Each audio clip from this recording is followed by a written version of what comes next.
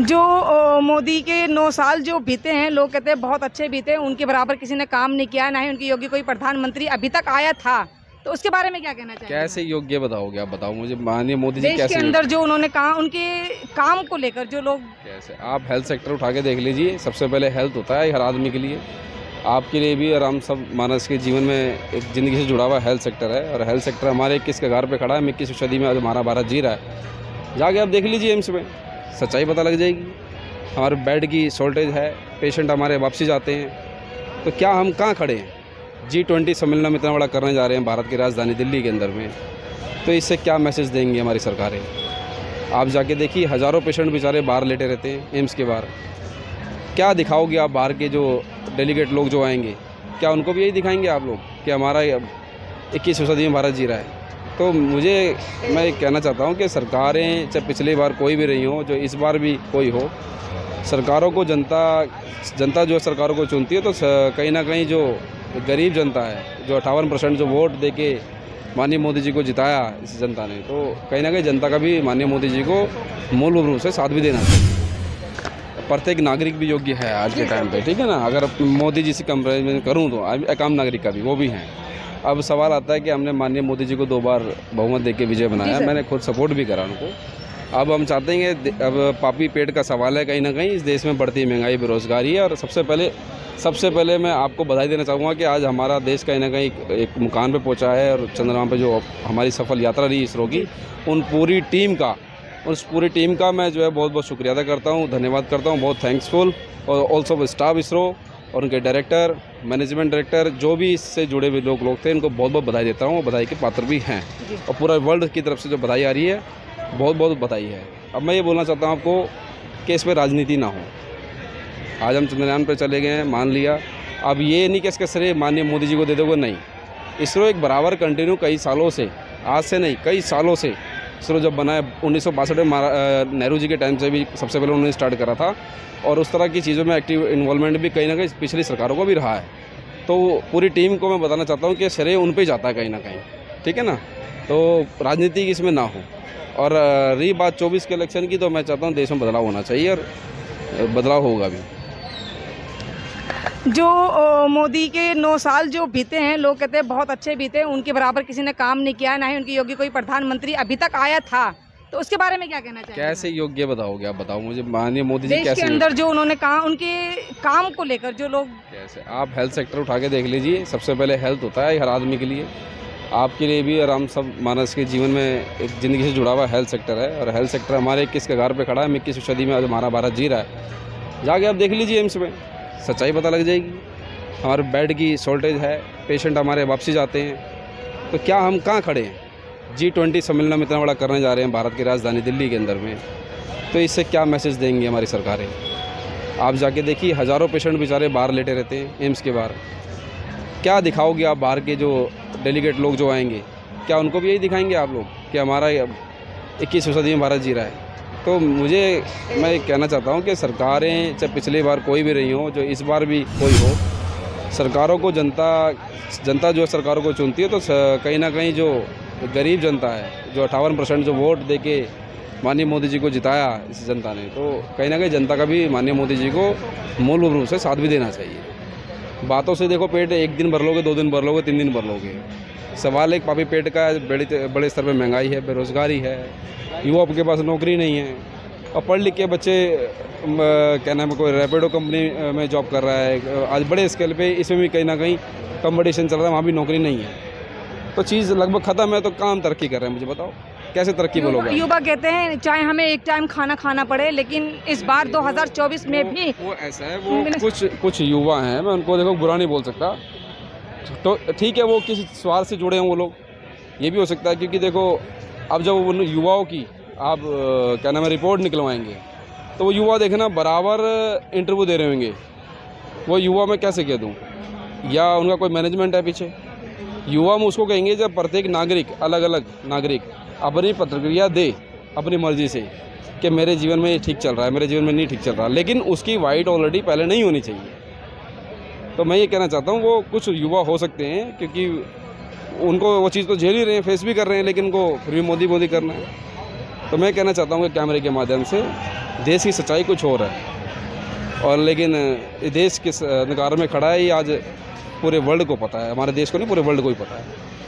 एक छोटा सा बच्चा भी रात को दूध के लिए आवाज़ लगाता है कि मम्मी मुझे दूध चाहिए, तो उसके पिता भी बेचारा सोचता है कि दूध मैं कहाँ से लाऊं। आज दूध देखो किस रेट पे पहुंच गया है, 38 रुपये लीटर का दूध जो है 62-65 रुपये पहुँच गया है। क्या हमारा देश ये तरक्की कर रहा है? 2 रुपये की प्लेटफॉर्म की टिकट पहले 4 लोग यात्री अपने रिलेटिव को छोड़ने आते थे प्लेटफॉर्म पे, आज बेचारा वो उसको अकेले ढकेल देते हैं कि जा भाई। क्यों?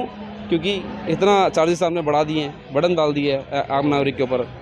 2 रुपये की टिकट जो है 4 रुपये की समझ में आती है मैडम, और 10 साल के कार्यकाल में 6 रुपये की समझ में आती है, लेकिन 10 रुपये समझ में नहीं आती।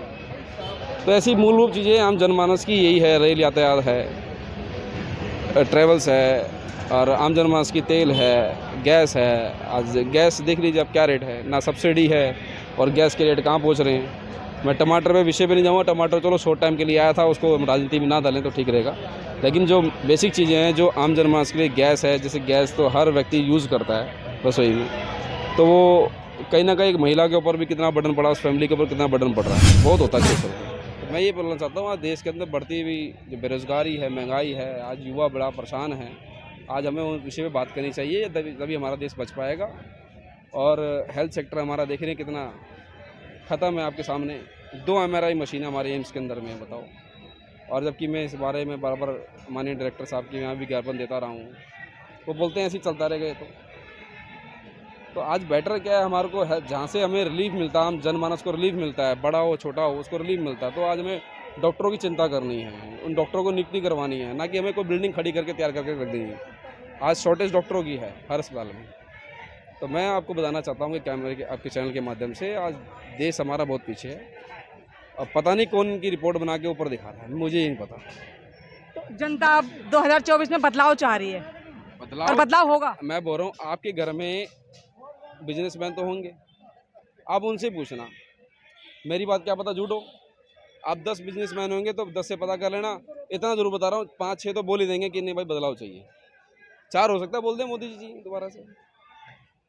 पहले क्या लोग जी नहीं रहे थे? पहले का देश आज़ाद नहीं था क्या? आज आज़ाद नहीं है। अब ये बताइए, लोग बोलते हैं कि 2014 में आज़ाद हुए हैं। मैं तो कई बार लगता हूँ जो लोग बोलते हैं 2014 में आज़ाद हुए हैं, तो मैं तो खुद उनके खिलाफ FIR दर्ज करवाना चाहता हूँ, नालायक लोगों के ऊपर। इतने नालायक लोग घूम रहे हैं यहाँ पे, बताओ। मूर्ख लोग घूम रहे हैं, पता नहीं कहाँ कौन छोड़ देता उनको पेटीएम देके। तो बताना चाहता हूँ कि मूर्ख लोग हैं, दंगा करवाने वाले भी लोग यही होते हैं, भड़काने वाले भी यही होते हैं।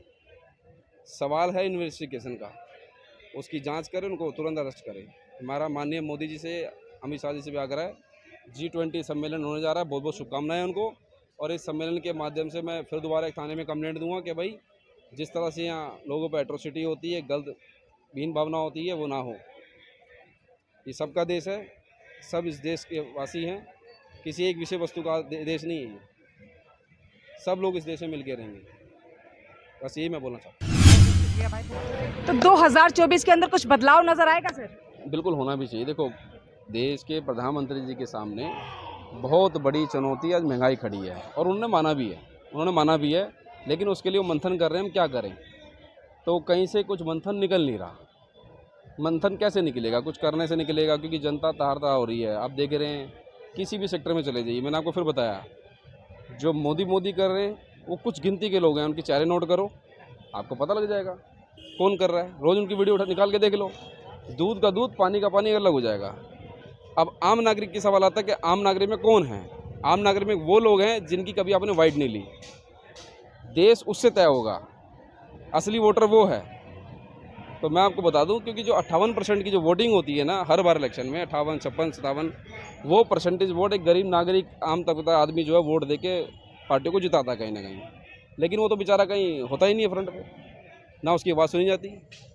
आप कहीं बुंदेलखंड चले जाइए, आज भी बेचारे नल है तो जल नहीं है। मैं यहाँ कल देख रहा था कि हर जगह पानी आ गया गाँव में। कौन सर्वे करता है भाई? कौन रिपोर्ट दे रहा है आपको सर्वे करे हुए?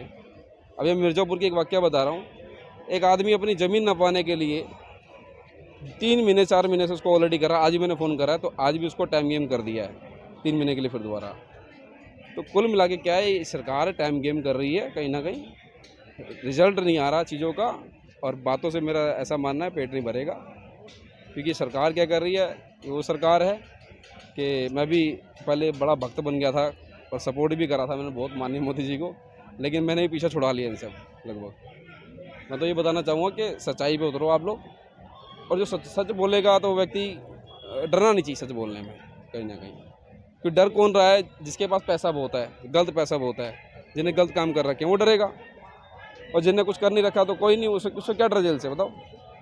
जेल भगत सिंह जी भी गए थे, बहुत आंदोलनकारी हमारे घर से भी लोग जेल में गए हैं, तो जेल जाना कोई गुनाह कोई है?